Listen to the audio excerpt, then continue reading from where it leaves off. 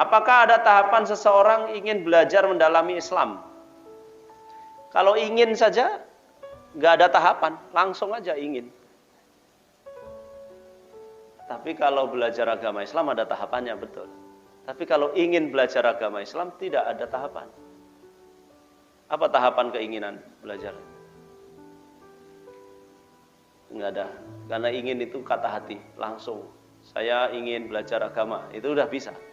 Tapi kalau belajar agamanya ada tahapan. Apa tahapannya belajar agama? Tahapannya adalah kita mesti harus mendatangi orang yang mengerti agama dan meminta ilmu dari sana. Minta diajari. Itu tahapan.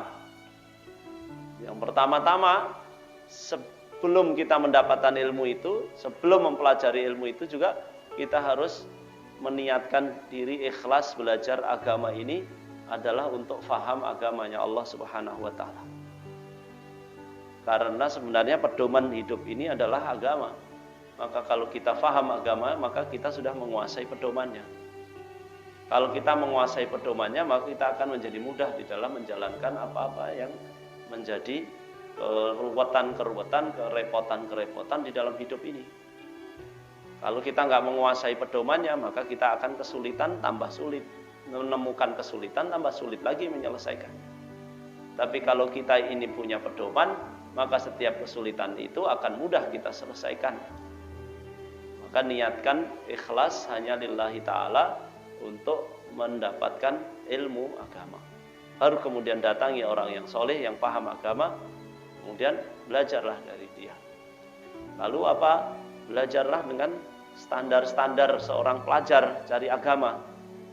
Standarnya belajar agama itu ya apa? Satu, menyiapkan diri, dzakaun wa hirsun, dan kemudian dua, ada semangat. Kalau nggak semangat itu nggak bisa belajar. Belajar apa aja nggak punya semangat. Dzakaun wa hirsun wa ijtihadun. Dan selain semangat juga harus ditambahi dengan ketekunan, sungguh-sungguh. Biarpun susah, biarpun sulit, dipelajari. Biarpun jauh, ditempuh. Nah, ini namanya ijtihadun wa dirhamun, dan punya modal. Karena untuk belajar mungkin kita butuh alat tulis, kita butuh kitab, butuh buku, butuh paket data. Kadang-kadang pakai video gitu, ngecek ya, pakai paket data. Butuh dirham, butuh harta, butuh modal. Cari ilmu butuh modal. Kuliah aja cari ilmu dunia butuh modal. Apalagi ini cari ilmu akhirat, tidak ada modal.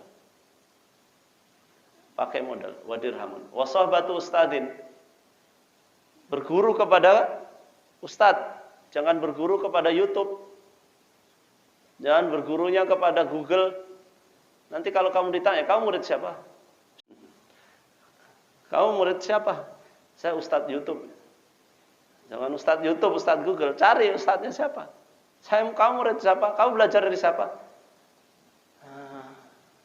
Dari nenek moyang gitu. Nenek moyangmu itu siapa? Belajar. Boleh ngelihat-lihat di YouTube, boleh ngelihat-lihat di Google, itu hanya sekedar lihat-lihat, tapi itu bukan guru.